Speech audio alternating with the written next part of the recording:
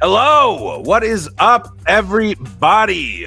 My name is Brent Mukai. I am joined by my friend Garrick here, and welcome to the first ever episode of the QuestCast. I had to look up and remember the name. Garrick, how are you, man?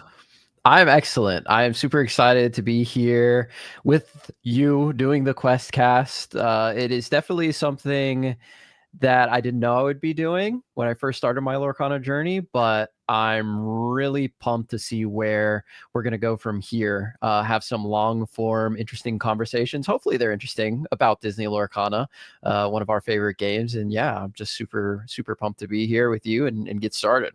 Agreed, man. I figure since this is episode 1, we should do a quick little intro. I mean, where would people know you in the Lorcana space? Like, how would they know you? What accolades are there? Talk to me there.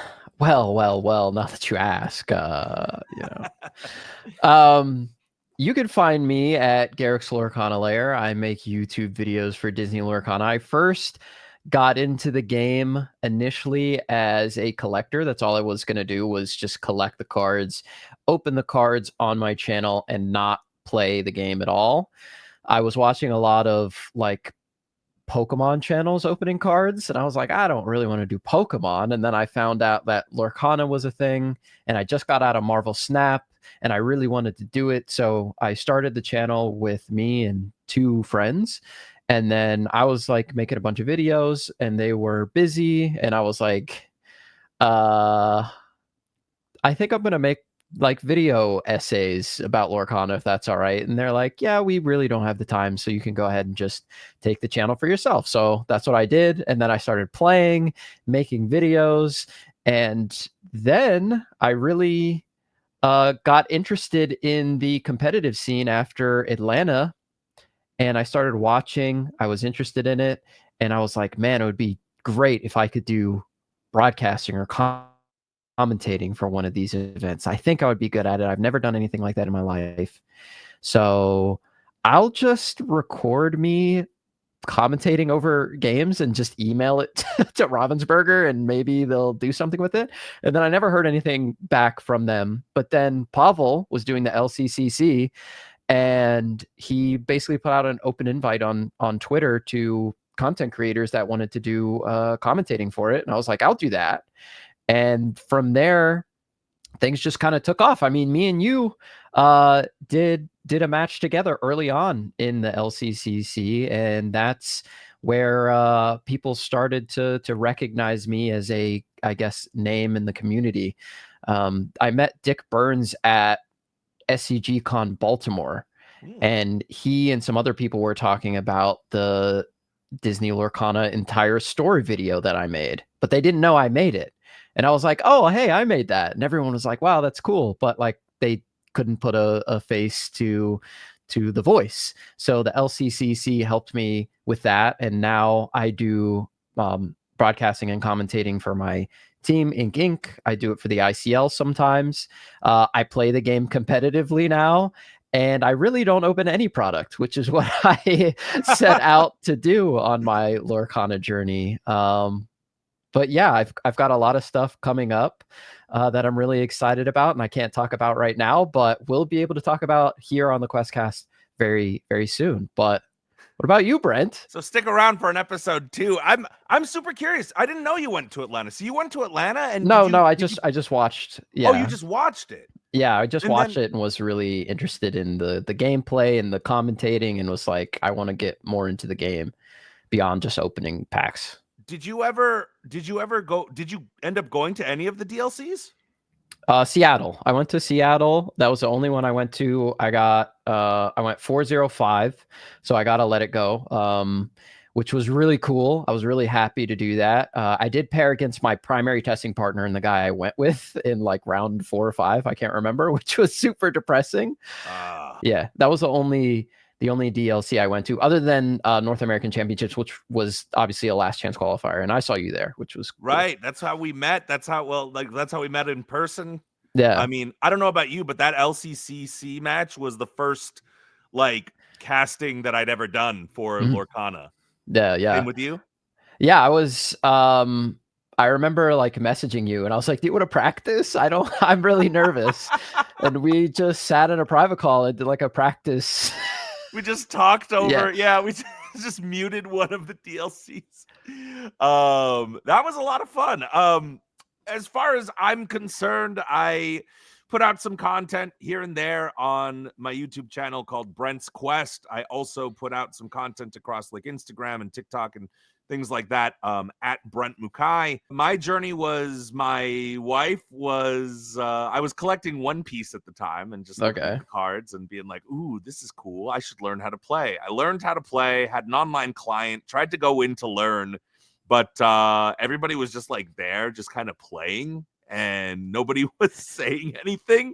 And I was like, I feel like I just drove like 30 minutes to just watch a bunch of people silently play this game, and I don't feel comfortable asking how to play this, so I'm just gonna leave. So I left. I didn't really think much of it. My wife was like, well, if you're collecting cards, there's this new Disney card game that's coming out soon. And I was like, okay, cool, we can check it out. We found out on the day of release, on the big box release day, that's when we found out that Lorcana had released. We were like, oh, perfect timing. Let's go buy some like starter decks.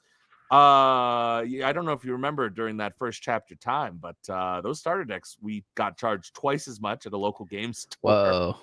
And I was like, whatever, let's just learn how to play, and like, we'll see how fun it is. Instantly got addicted to the game because I was like, this is actually very fun. This is really cool. This is awesome. And then when I started getting more into it, I started becoming a collector of that. Fell off all of the One Piece stuff and was just like, yo, I like this game a lot. Started going out to locals during like set 2.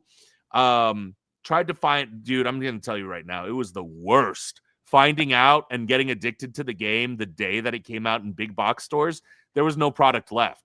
We went to like Targets. We went like after the first day, it was all gone. So we were like, So I was just playing a starter deck for most of set 1. Set 2, we got some more cards. We got, some of the, there was more access. So there was a lot of, there was a flood, if you will, a flood of product. And started playing there. Set 3 came around. I wanted to win one of those stitches. By luck, I stumbled onto a Podcana video that Brendan was doing about Ruby Amethyst. That was the deck that I was playing. I was playing a lot of Pixelborn at that time, RIP.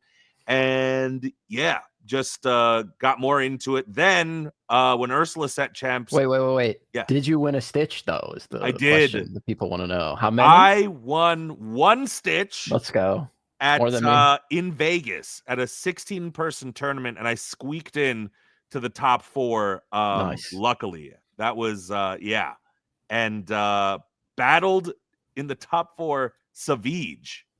Does that name mean anything to you? Really? Yeah.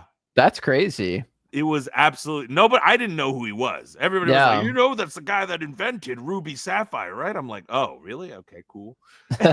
He was like number 1 on Pixelborn. Yeah, he was crazy. The last season or something. He was absolutely insane, cracked. And super nice guy, just super nice dude. And lost to him in the top 4, obviously. But got there. And then I made a top 8 in back home. But as you remember, they only rewarded the top 4s. So I got knocked out in top 8, was so soul crushed, and was like, no, from Patrick from Lorcana Duo knocked me out on his Amethyst Steel. Dang, you were playing all the celebrities early on. I never played in a Stitch set championship. I started playing the game like the week after set championships were over. So like that's the first match I ever played. Yeah, I started with Ursula's Return, basically. Yeah. Wow. So was like, I kind of like that I won a Stitch. I'd like the ability to win. So then I started going. Then I reached out to Brendan, and I reached out, and I was like, yo, man, will you teach me Ruby Amethyst? He was like, I'm too busy, man. Maybe Moyen. And then I reached out to Moyen, and Moyen was a little busy. And then I was like, okay, well, who teaches Ruby Amethyst? And that is also how we have something we have in common. I started training with No, I'm Not, Kendall Burdett. Yeah. Learned a lot from him, went out and won a second place Ursula mat and a champion mat. Let's go. Yeah. Beast mode. Let's go indeed. Dude, Kendall just like once you read the guide and Kendall runs you through it, it's like, this is butter now. Now I know exactly what I'm doing. I had no clue who to reach out to, because I was in like the same boat as you. I was a semi-competitive Magic the Gathering player. Like I had some decent results like in the early 2010s in like Scars of Mirrodin and Innistrad, if people remember that, Magic players. I got second at the state championships. And then that was like the same time that I quit the game because somebody stole my bag, which had all my collector's cards in it. Yeah, you quit after you made second place. Yeah, all my stuff got stolen, and I was a poor like college student. But one of my best friends had a Decandio situation. He went on to work for Wizards of the Coast after like completely crushing it throughout the circuit. But yeah, I started I had no clue who to go to, because I was like, I want to be good. I don't really know how to play the game. I don't know anyone that plays the game. But I know I want to be good at it if I play it and like put my best foot forward. So I was like looking online for people, and Artabax was the person I found in the 20 Lore Pro server. So Artabax was my first coach, and he was doing Ruby Amethyst at the time because he thought that Emerald Amethyst wasn't as good. So he was my coach for Ursula's. And then I did one session with him for Ursula's and one session with Kendall for Ursula's, and one champion playmat. Yeah. Ha ha ha! Ursula boys in the house. Yes, sir. So yeah, went to DLC Vegas. It was the only one we could attend because we got married. My wife and I got married in October, and everyone was like, honeymoon in Seattle. I was like, no, we're not gonna do that. So went in, got a lot of coaching from Kendall ahead of time. Had this like crazy Cinderella run where I just went 5-0. And was basically played this like guy who was kind of a little bit of a butt to me Okay. in the 6th round, but we ended up splitting. He was talking to me before, and now I realize he was asking me stuff to see how good I was, to see probably if he wanted to play me. And I was like, oh yeah, this is my first TCG. This is really fun. This is really cool. I can't believe I'm here. He was like, no, we're going to play. We're going to play this. I'm not going to split with you. Oh, like, man. But I still ended up taking game 1. So I was like, okay. And then we split. I'm sitting next to Zach Bivens and Hamza as they're like that. I'm just like a huge Zach Bivens fan since like set 3 when I saw him take 4th place with like an Emerald Amethyst deck, like a $60 deck in like a 5K tournament. I was like, whoa, who is this guy? Anyways. Yeah, made a little video about the whole thing. I was just like, okay, I'll just make a video, and if this turns into something, if I have like a crazy run, then I'll have all this footage, and maybe I'll make like a video off of it. And just ended up having a big run. Made day 2, top 64, lost to Clara. Iconic moment though. Yeah. The most iconic loss of all time. Everybody else goes, dude, that be prepared. And then I remind them, yeah, but then I lost like the turn after. So worth it. Yeah. Do you still have your Cinderella? Oh yeah. I want to send it in to PSA, and I just haven't gotten around to it. But got the Cinderella, did all this stuff, had the moment, and everything from there. I was like, yo, I like playing, but I don't think I'm ever gonna be like Zach, Zan, Kendall. Like, I don't think I'm gonna be that good unless I really change my life. And I was like, I'd rather do that. So right around that time was when the LCCC came around, and I was like, I want to cast. I want to be one of these guys. And so that's kind of been spinning in a really fun kind of way. And here we are now. I mean, played a bunch, got married, had life stuff, didn't compete as heavily during the other set champs after that. But yeah, it's that's me. Now I somewhat make content and hoping that, this is like more of the content that I feel like we can both kind of push out in an easy way and bring some value to the community. Because I think a podcast with two guys that really sort of embody a lot of parts of the game as collectors, we were in a lot of the same discords as collectors, as players, as all of it. We were in the Cardboard Kingdom Discord before we even met, which is crazy. Shout out Mike. Love your stuff, buddy. Hey y'all. So yeah, that is us. That is where we are at. Let's talk. Speaking of set champs, I know you played in a couple this past weekend. Talk to me about it. How did it go? What did you bring? Well, I've played in 2 so far. 1 each weekend. There's been 2 weekends, right? I'm not losing my mind. Yeah. So I played Ruby Amethyst, obviously. I've been working on this Jurassic Shark list since just like when the list came out. I forget what it was. It was a big Ravensburger supported tournament in Germany or something, when like the Maui Shark Peter Pan stuff really popped off.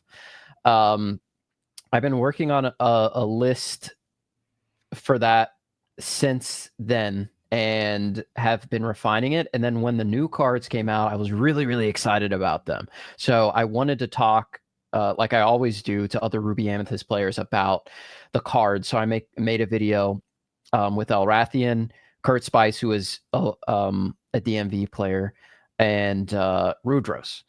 And we all talked about it, and I was super excited about Madame Medusa, the 3-drop, and Hades, the 7-drop. And everybody's go to weakness. I was really excited about that. So I was testing those cards a lot. Played Madame Medusa. I was like, Madame Medusa is it. If you play her against aggro, like, you can't lose. You just bounce their stuff.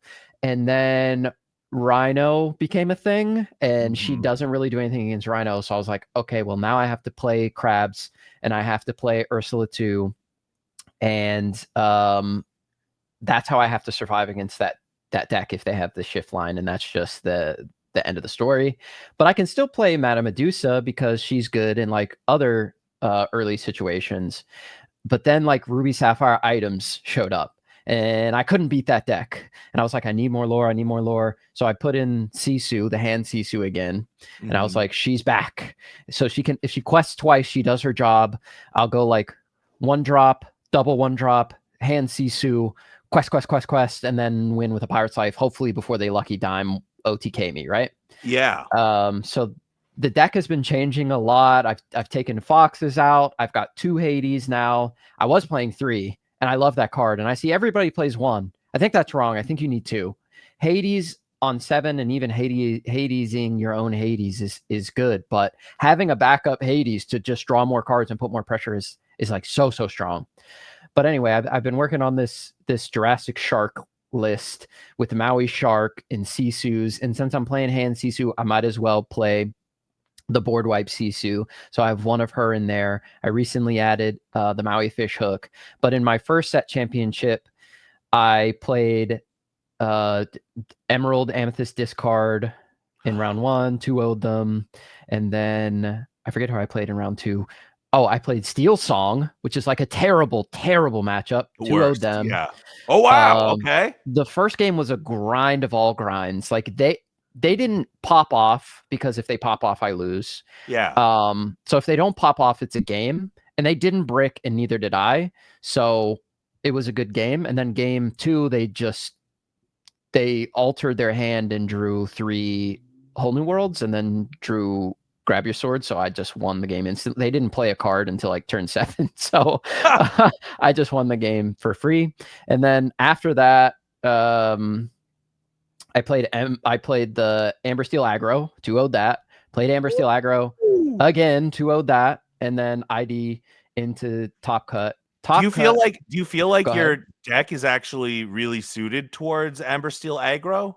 I think it's strong if they don't like have the crazy nuts opener against me, which did happen the week after that. But I had to play the same person I beat in Swiss Amber Steel Aggro in top 8, 2-0'd them.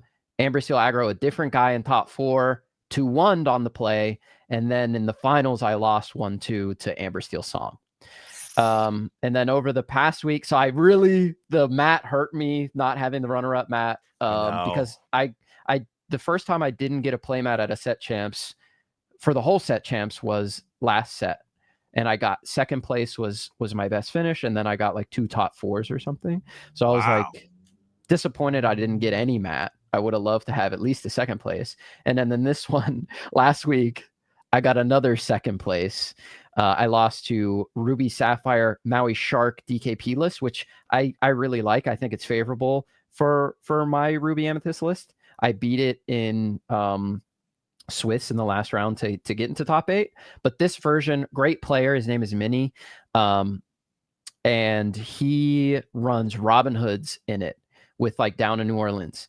So it's basically the DKP list, but only a few cards different, Robin Hoods and Down in New Orleans, and like I think it's 6 cards total different. Yeah. But it puts a lot of pressure on me because I have to brawl the Robin Hood.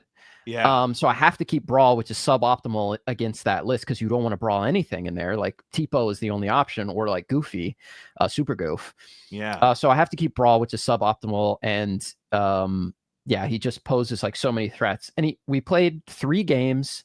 He was on the play, and I got second again. He had Maui Shark on turn 4 all 3 games. So it's like, what can I do?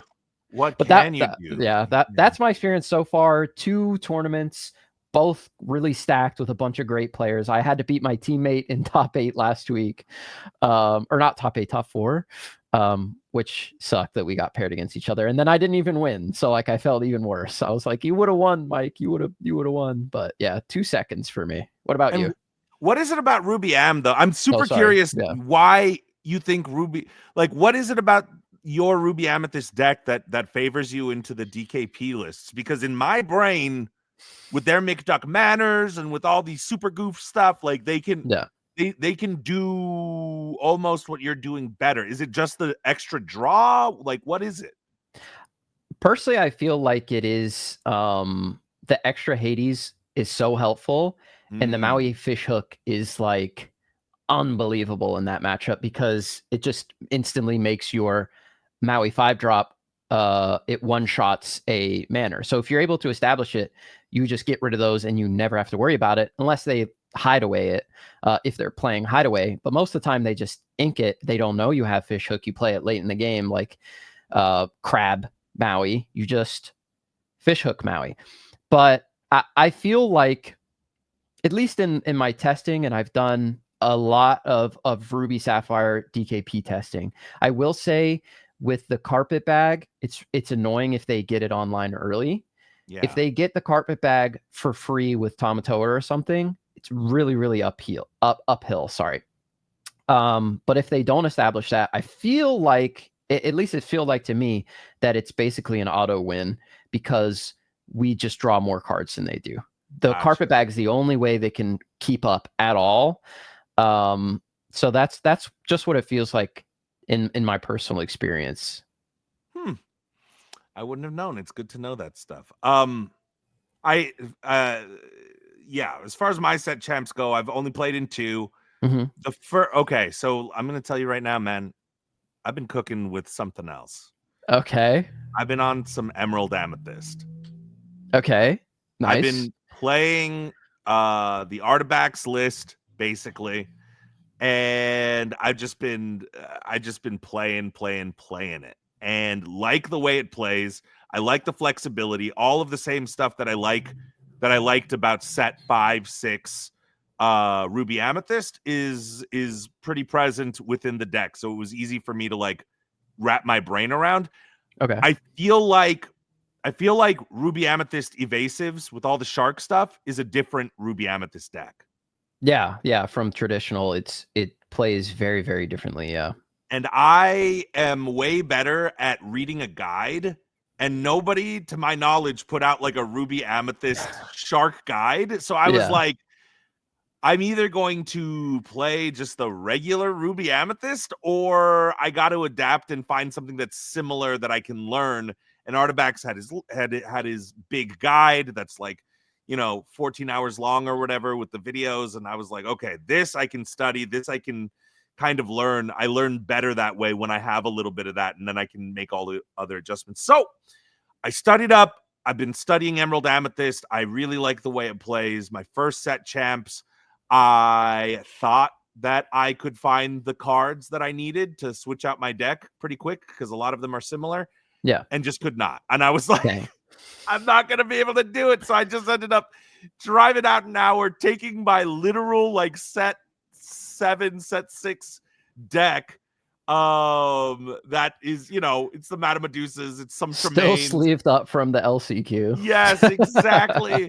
So I was like, I'm just gonna take it. And still almost made top 8. Honestly, I was like, this will be my goodbye to all of this stuff because, you know, once set 9 rolls around, we won't know what stays, what goes. Everybody's theorizing that rabbits and snakes and a lot of the bounce stuff's probably going to be gone. So I was like, I'll play with it one last time. Wish I could have gotten a top 8, but lost to a great local player named John the Ranger. Shout out John. He's just a great player. I mean, I've never beaten him, although he laughs and goes, I think you've beaten me. And I'm like, no, John, you don't understand. I've never beaten you before. It's never happened. I know. So then went back home. Wasn't sure if I was going to play the next day, but my wife was like, you should go and play. I think you'll have some fun. So I went out, played, and took Emerald Amethyst this time. Took the list I've been practicing. Lost the first game. Amber Steel. It's happens. Like so hard, man. Yeah. When what version was it? Bro, it's the one where they do the rhino, or no. They do the Cinderella into the Smee, into the lady, into the other Smee. Ooh, yeah. Meanwhile, they are singing the Cinderella and Let the Storm Rage Awning, anything that I have. It was brutal. It was a brutal first round. And I'm like, okay, this is bad. Next round, play Emerald Amber, discard. And I'm like, okay, I feel pretty good about this matchup historically. The guy played a little bit slow. It's a tough deck, and so I understand. And I play a little bit slow too when it's like a difficult decision. Sometimes I'm thinking through some of the lines. I'm not perfect either. We end up splitting. We just end up splitting. Like there's nothing to be done. So I start the day 0-1-1. And then basically like there's 4 more rounds. It's a 6 round. There's like 35 people. And I'm like, I got to win the next 4. Otherwise, I'm out. I win the next one. Sapphire Steel. I win the one after that. It was like a odd Sapphire Steel, like their own kind of build. Bringing that's bold in this. Yeah, I know. In this economy. Played the next opponent, Amber Steel, won that one. Played Emerald Sapphire, and a man who beat me. Remember how I said I had a second place Ursula mat? He's the guy who took the champion mat. So I was like, revenge on this new deck he's playing, Emerald Sapphire. Yeah. And then it came to the last one. And I'm like, okay, I'm 3-1-1. I need like whoever the other guy's 3-1-1. We need to win. It needs to be a winning match. So we play it out. He's on Amber Steel songs, just regular traditional. I wipe him the first game. Let's go. Second game. Oh my gosh, man. I get him down to 0 cards in hand. He top decks. As soon as I discard it with the wrong lever, or I'm sorry, the pull the lever, I discard his last card. He top decks a freaking Ariel. And then the game just snowballs after that. I can't win it. I lose. We go to the last game, and the first guy, Emerald Amber, played a little slow. This guy is taking so long on every decision. So we don't have the time, bro. Yeah. I'm like sitting there going, no, please, just move, just do it. But, you know, at the DLC, the guy was doing the same to me, and I felt pressured, and I felt bad, and I was like, oh, he's kind of sharking me. Looking back then, I was just trying to make sure I was sequencing stuff right, and I did take extra long, so he had a point. But I remembered how bad I felt doing that. So I'd never want to be like, yo, bro, you're going slow. You need to move it along. It never feels good to hear that. And I'm like, I don't want to say that to this guy. But he is like, seriously, it's like there's not even a decision. There's like 2 cards in your hand. What are you going to not play? And he's like shuffling his cards and like putting them in like different orders. Like, you know what I mean? Like doing stally stuff, but I don't think he's stalling. It doesn't feel intentional. So we go to time, and we have 7 minutes left to play out the last match. And I go, you want to just roll a dice to see who takes it? And he's like, let's play it out. Let's see if one of us can win in that time. I'm going to go first. It ends, obviously, and we're like, okay, let's just die roll for it. So I die roll with him. Here's the thing. I've watched people do it. At the Scar Set Champs, I watched multiple people do it. I didn't do it, and I didn't think to do it, and I bubbled out. And I didn't get top 8. I didn't get none of that. So I was like, okay, cool. Well, if that's like a thing, because I know that you can legally forfeit the match. I know that IDs are legal and doing all that stuff. I only learned afterwards that die rolling is not. I thought it was. I did not know that. Yeah. I had zero clue. So I take it in the die roll. Sure. Right? Everybody's standing around watching. Nobody says anything. So I'm like, oh, that was so close. I squeaked it out. I can't believe I won that. That's so crazy. Go into top 8.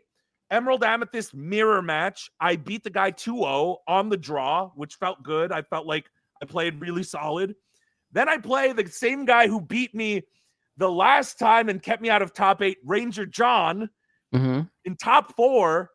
And I make a stupid play. I have the ability to bounce back a Fox go-go to my hand. His Iago has 5 on it, and he makes me discard, and I discard the Fox, and I keep a crab because the board's getting crazy, and I'm just thinking, like, it's late, and I'm thinking, I got to clear his board. Afterwards, he was like, why did you discard the Fox? You could have you could have bounced back the go-go. And I go, that's so stupid. I beat him the first game. Second game, I make that misplay, and then third game, he's able to just go on, and he Diablos me to death, basically. Yeah. I couldn't answer it for like 5-6 turns, and it was just too late. It was just too much. I get my prizing. I have all this stuff, and I'm leaving, and some of the people are still there, and they're like, oh yeah, one of the people that I know that I've played with like since set 2, because it's one of the locals I've gone to a bunch, is really mad about your match. And I go, oh, why? And they go, because you rolled a dice for it, and he's like really mad about it. And I was like, well, isn't that like IDing? Isn't that like illegal? They're like, no. And the store owner's like, yeah, if I had known about that, I would have DQ'd you for that round. And I was like, what?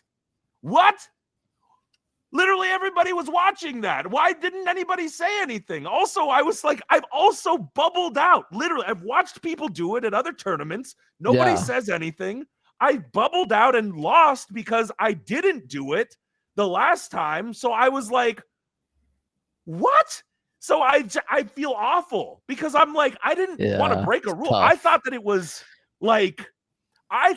was like, oh, you know, like IDing. A lot of people hate it. A lot of people don't like it. They dislike it, especially when they're on the losing side of it. And I thought it was just like that. I thought it was like, oh, okay, people hate it because of whatever it is. But I was like, oh, if you can legally forfeit, why does it matter how you get there?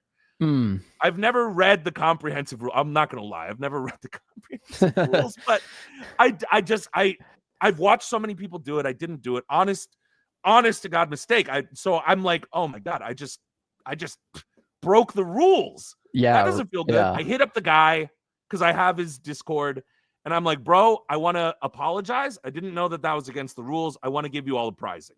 I want to give you the Jafar. I want to give you all the packs. He accepts my apology. I drop it all off. So I got top 4, but I also didn't get top 4, if that makes sense. Makes sense, sure.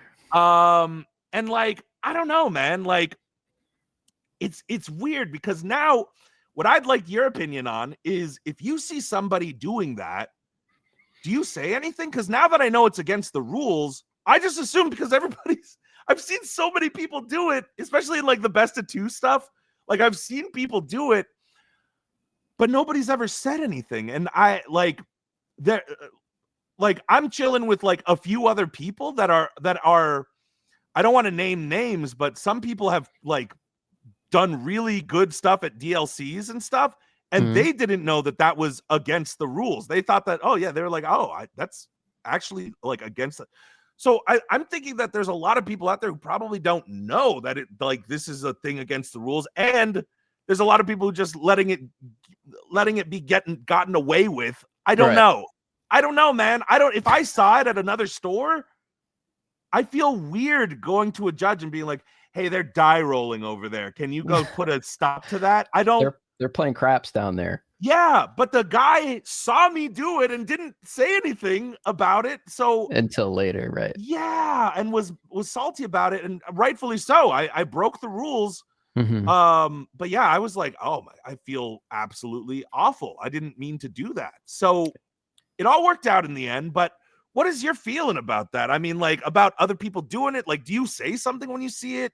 Like, is it like I'm about integrity of the game, you know? I could. Yeah. They were like, you could have called judge on that one guy. He's notoriously slow, and I was like, I don't know how I feel about that either. Like calling a judge. I think it's fine. Like, I think it's perfectly fine to call a judge if you feel like somebody's slow playing and you're going to run up against the time. I've seen players do it before. Just judge, hey, would you mind watching our game? And if they're being slow, they'll say something. And I've had the judge tell me before, I'm going to need you to do something. And I'm like, okay, I'll do something. Like when I'm in the tank, like thinking about it. But like where you're playing too slow. Yes, but I'm not like slow playing on purpose. Yeah. It's just we're trying to get to it. And it was even to the point where I was in a match and we were in turns and the judge was like, Garrick, you have to do something now. And I was like, we're in turns. What do you mean? Yeah. Aren't these untimed? But so I'm like super in the tank. Like, let me think about every possibility and whatever, you know. I know, me too. And that's why I understand that there's sometimes so many freaking lines, especially when somebody whole new worlds me. And now I have 7 new cards I wasn't thinking about before. Yeah, exactly. And now I'm like, what do I like? So I get it. And I've been on the other side of that. So I don't know. It feels bad to me calling the judge on somebody's being slow. I mean, I agree. It does feel bad. And in my most recent set championships, in the last round, because I just knew what the tiebreakers were, I was like, I sat down and I told my opponent, I told her, the winner of us is going to make top 8. And she said, okay. So in game 1, she's playing DKP Ruby Sapphire. I'm playing my Ruby Amethyst list. This is literally like, this was on Saturday. And I win game 1 in like 24-ish minutes. It's a long game. I mean, it's 2 like control matchups. You can call Ruby Amethyst mid-range if you want. It's kind of like a jack of all trades, but that's not here nor there. We were grinding it out. Yeah, and I said, course. She was a slower player and she would take her time on her turns. And basically I was like thinking about on her turn, all right, these are the things she could do. This is what I'll do if she does that thing. And then on my turn, so I'd be like, draw. Okay, if it was nothing like super relevant that changed my turn, I'd be like, all right, ink, play, challenge, pass, quest, go. Like my turns were taking like 10 seconds and hers were taking like 2 minutes. Yeah. So in the next, we're shuffling for the next game. And I'm like, and I hate to do this, but I was like, if you wouldn't mind playing a little faster, we have to get to the end of this game, because if we go to game 3, we're going to have like no time. So we have to play game 2 really fast. And then we're in game 2. We're like 30 seconds away from going to time. I have like 17 lore. She has no chance, right? Yeah. And she's like, all right, Vision, Pirate's Life. And I'm like, I asked her, I was like, do you want to draw with me? Because if we draw, I'm not going to make it. Like, I beat you in game 1. So if you win game 2 and we draw, then, neither of us make it. Yeah. But yeah, it was just an awkward situation. I mean, I ended up winning like this right before it would have gone to turns, but it was stressful, man. I don't know what to, I really don't. I don't know. I'm in the same boat as you. I don't want to be rude. I don't want to put pressure on people, but sometimes you have to like be realistic and be like, I want to win this game. And I feel like I can win this game if this person plays faster. So, but as far as the dice rolling goes, I've never seen anyone roll dice in Lorcana to win a game. The closest thing I've ever seen is the stuff that people would do in the best of 2 format, which is you sit down at the table. Hey, if you win game 1, I'll concede, and your opponent will either say, "I'll do the same for you," or "Cool, man," like, and don't give you anything, because that's just how it is. And that's what people are doing when you're trying to like either make it to top 64, you're like on the bubble, or you're trying to get a let it go, or if you're at a set champs doing best of 2, you're trying to get into top 8 or whatever. That's the way. You can't be like, hey, will you concede if I do that? And I've seen people be like sitting next to me that are like, will you concede if I beat you? And you weren't allowed to do that. You can say, I'll concede if you beat me, and then just leave it up to them to do what they want to do. But I've never seen anyone roll dice. That's interesting. Wow, that you've seen it like commonly. I've seen it at least 3 tournaments. Wow. Yeah, I've never seen it. One guy when I bubbled on the Scar was like, why didn't you just roll a dice? And I was like, what? You could do that? And he's the whole time, no, you can't. But and he was we were right in front of the store owner, but I guess that store owner didn't care. So it's like a lot of store owners have no clue.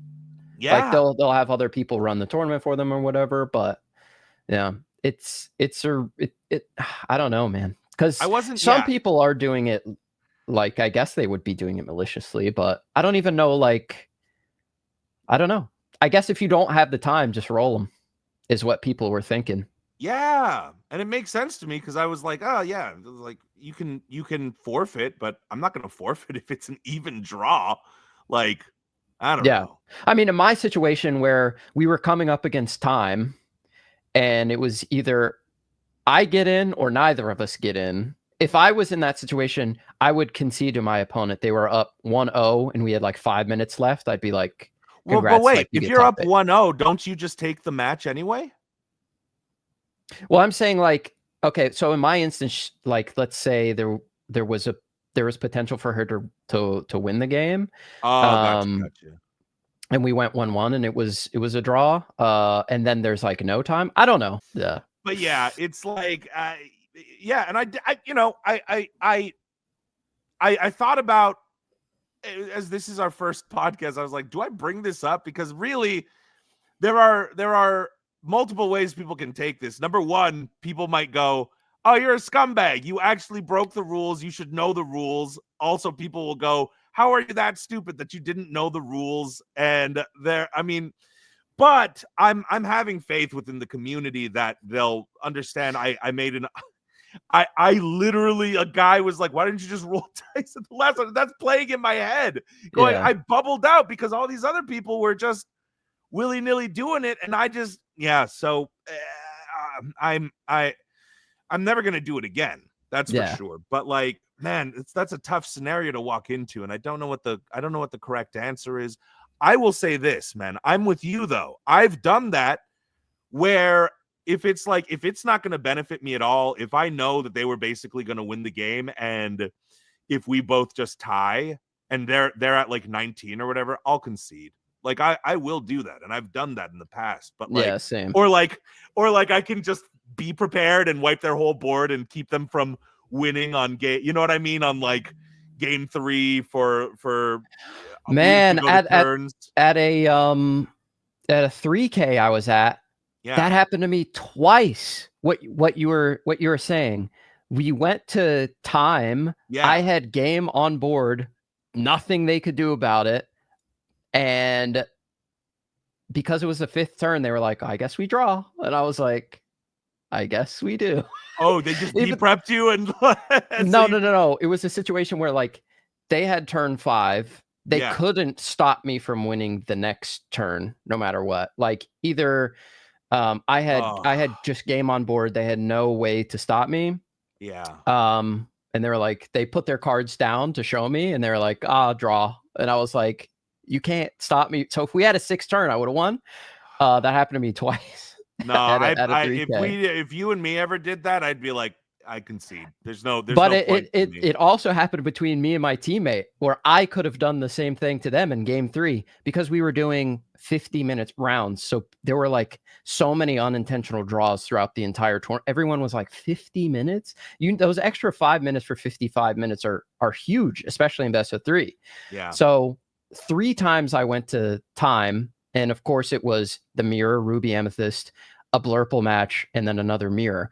But my teammate would have won if they were a hypothetical 6 turn, but I just gave them the win. And I would do that even if they weren't my teammate. But there was a set champs that I had that was best of 2, and it was one of those situations. This was after I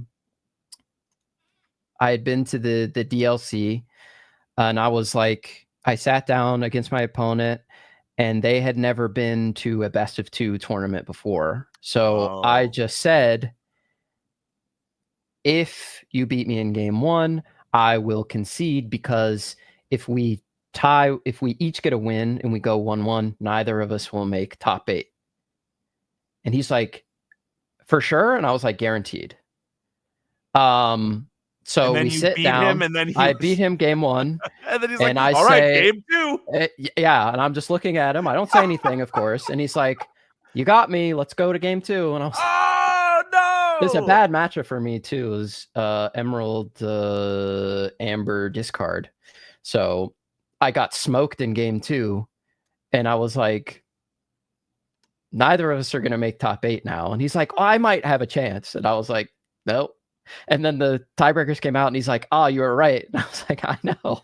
Yeah, that's not like a malicious person. That's just somebody. No, they were just they didn't know what I you was were like, saying. Yeah. And you couldn't obviously say the thing you wanted to say. It's smart if we play a best. You can't. Yeah. I know that much because I've listened to Zan talk about it. Yeah, I'm glad best of 2 is gone, but best of 3 takes longer. So you could run into these scenarios where you're both thinking a lot, it's 1-1, and you don't really have enough time realistically for the game 3 unless you're both like speed playing. Yeah. It's awkward situations, but it comes up in tournaments, and you have to be prepared to understand what's going on. And it was a learning experience for you, not knowing that you couldn't do that. Now you do. You made it right, so it's all good. And sometimes you're put in awkward situations where you have to be like, hey, could you please, if you could play a little faster, I would really appreciate it. And I will try to do the same. That's like the best you could say to somebody, right? And I don't want to upset anyone or ruffle anybody's feathers or call a judge and make them observe the table. But sometimes you just have to say something. Yeah. I gotta get out of that mindset, because it could be the difference between like winning and losing and like all of that stuff. If the 2 draws that I had played out, like maybe things would have been different. I don't know. I don't think we got far enough in either of them to definitively say like what the matchup would have been. But it be what it be. Let's move on from this. I guess I'll just say this: if you just found out that was against the rules, then that would have all been worth it. And now you know. If people, I don't know, people or whatever, learn from my mistake, I guess. Yeah, and I need to remember, if I'm up 1-0 and then we're gonna draw, then I'll win. Yeah, you're already good. I was so stressed out. I was like, we keep learning. Yeah. I was thinking we could talk about like set 9 stuff, but let's save that for like next week. Let's wrap this up. Keep it nice and tight. Sure. What are you excited about for Gen Con? Because you're going. Yeah. Anything that you're hype about? Man, I'm so excited for Gen Con. There is a lot of Lorcana stuff going on there, and I had not really been in contact with Ravensburger at all prior to like this month in terms of talking to anybody at the company about anything. So there was a second anniversary panel I know that they're going to be doing there, and I applied for a press pass, and I was thankfully accepted for a press pass. But by the time I got it, the panel was sold out. So I reached out to them and I was like, hey, is there any chance that I can get into the panel just to watch it? Like, I don't want to be involved or anything. I just want to go in. I want to watch and be a part of the whole thing. And I spoke with, I don't know if I should say who the person is or not. Yeah, don't so say. Yeah. Let's leave the names off. I spoke with somebody there, and they said they would work on it. And then there are other like creator events going on there, and they spoke to me about those, and they got me into the panel to watch it as a member of the press, and report on it. So I'll be back here on the QuestCast and when I get back from Gen Con to talk all about the panel and all the experiences. I can't talk about everything that I'm going to be doing there, but I can once I do it. So after it's done, I'll be able to talk about it. So we'll do that here. But I know a lot of other creators are going. Katie from the Lore Keepers Inn is going to be there. Duo's going to be there. Yep. Yeah. Dan from TFM is going to be there. JDZ Quest is going to be there. So it should be a good time. A bunch of Lorcana people hanging out and playing Lorcana. I am really excited to play all the different formats. I spent like $200 on tickets already just to play. Ooh. So it was like, I want to play in like the starter deck battle format. I want to play in core constructed. I want to play in triple deck format. I want to do sealed. I want to do regular draft. It's a lot of different formats. And like all of those, if you 3-0, you win a playmat. So I want to win at least one 2025 convention playmat. You won 2 last year, right? Yeah, I got 2 at PAX. I played 3 events. The first 2 I played with Ruby Amethyst, and then the third one I played Amber Steel Song. I was like, sure, I'll try it. And then I got like, I lost all 3 games. So I was like, I should have played Ruby Amethyst again. But that was a crazy stack, that PAX. I had to play David Nunes, who got second at a DLC. Yeah. So I had to play him in the first tournament that I did there. And I was like, this is sweat. Jonathan Lamb was there, like a bunch of other like day 2 DLC players, like Golden Mickey winners everywhere. I was like, why is this like a mini DLC? Like, what is going on? And yet you still took 2 mats. My God. I did. And then after that, maybe I was a little, I don't know, man. I feel like I didn't put enough preparation into the LCQ. I was really disappointed in my performance after PAX, but we regroup, we recoup, and we're gonna try and make a day 2 at one of these DLCs. We didn't even talk about this, but I got a ticket for Milwaukee. Did you try? Are you going? Did you get one? I didn't get one. I'm doing a lot of travel in the next few months, so Yeah. I don't know that would have necessarily been super possible for me. Also just moved into a new place, so a lot of expenses. So I don't know if opportunities pop up to be able to go for whatever one reason or another. Mm-hmm. I'll probably go, but yeah, I missed it. So if you're on the casting call, as it were, you would make the time. Oh yeah. Oh my God. Yeah, I would make the time. I would go. I would leave right now if they asked me. Like, we're doing a surprise DLC tomorrow. You want to? I'll be there. I'm canceling everything. Yeah. But yeah, good for you, man. Good for you. Gonna take. You think you're gonna take the Ruby Am or it's gonna be set 9 stuff, so everything's gonna be rotated. No, it'll be this set 8 Rain and Jafar. Oh, okay. Yeah, it's just in a couple weeks. So yeah, I'm gonna bring Ruby Amethyst, triple deck format. I guess spoiler alert if you're gonna play me. I'm gonna play Amethyst Steel. I'm gonna play DKP's lineup, except I'm gonna play Ruby Sapphire items instead of the Shark. I'm gonna play Oswald and stuff, and then I'm just gonna ban Steel.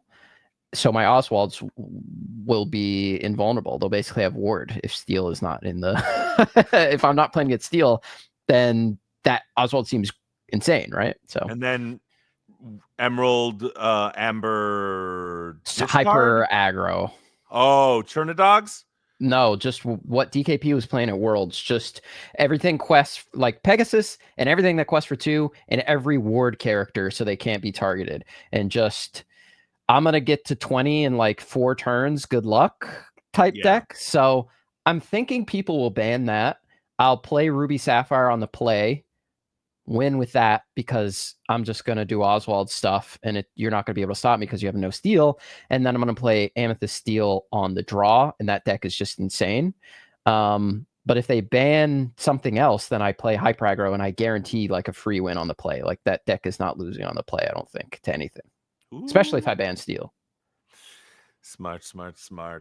Yeah, I was talking to Braden about it, who helped the rat prep for Worlds. So I was like, I don't know anything about triple deck. You want to help me with that? And that is his strategy that he helped me come up with. Huh? You didn't talk to.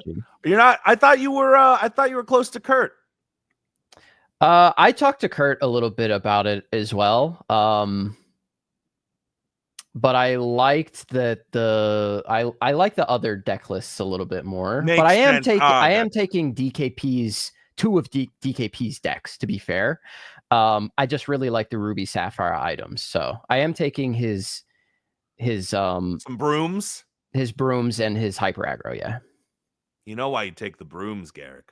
So you could sweep the competition. That's exactly it. Sweep away the trash. No. Good luck to all competitors. All right, man. I think that this is a great place to stop. Nice clean hour. Garrick, where can the people find you at, man? You can find me at Garrick's Lorcana Lair on YouTube. You can find me on Twitter, KI_Garrick. And if you're interested in Team Inc. stuff, which is the team that I'm on, we have an awesome event coming up soon. That will open. Yeah, that will be September 6th and 7th, and it should be a lot of fun. And then we have a lot of other stuff planned for the team that I'm not ready to talk about at this point. But yeah, be on the lookout for Team Inc. and come on down to our tournaments if you ever get the chance. They're getting bigger and better, and hopefully the next one's a 512 player tournament, and hopefully Brent will be there. It's gonna be stacked. The casters alone, dude. You're flying in Baker. You're flying Lorcana Villain, Kawa, Kimberly Ann, J-Bomb, Color. Yep. Color. Yeah. I mean, dude. Well, that's already you're in Ink, right? So, right. I don't know if anyone's hyped to see me, but I know people are going to be hyped to see Baker. after the launch of this podcast, people are going to go nuts, man. Yeah. 10 million views, first episode. I agree. But you're doing a tournament too that weekend, are you not? I'm not sure yet. Okay. Nothing's finalized yet. Okay. So I won't say anything. Yeah, I won't say anything. It's looking like it, but I got to get the absolute final last word. So once that happens and I'm good, then we'll chat about it next week. Or I'll just be too sad to go next week because it cancels. Anyways, everybody, you can find me at Brent Mukai across all social media, except for YouTube. For Lorcana stuff, find me at Brent's Quest. And stay tuned to the Quest cast here on the Garrick's Lorcana Lair. Thanks for watching, everybody. You can also find this, I'm assuming, at some point across all podcast platforms. I think that's something that we should do. I know how to do it. So if you don't know, then I can set it up. But yeah, listen to us across all podcast platforms. Go ahead, hit that subscribe button, hit that follow podcast button. I don't know what it's called. Download all the podcasts. Anyways, that's all I got to say. Garrick, you got any last words? Thanks everybody for joining. Yeah, subscribe. Really appreciate you. And be on the lookout for more from the Quest cast. We're going to be here every single week, hopefully. Mickey Mouse Lorcana! Quest cast out. See ya.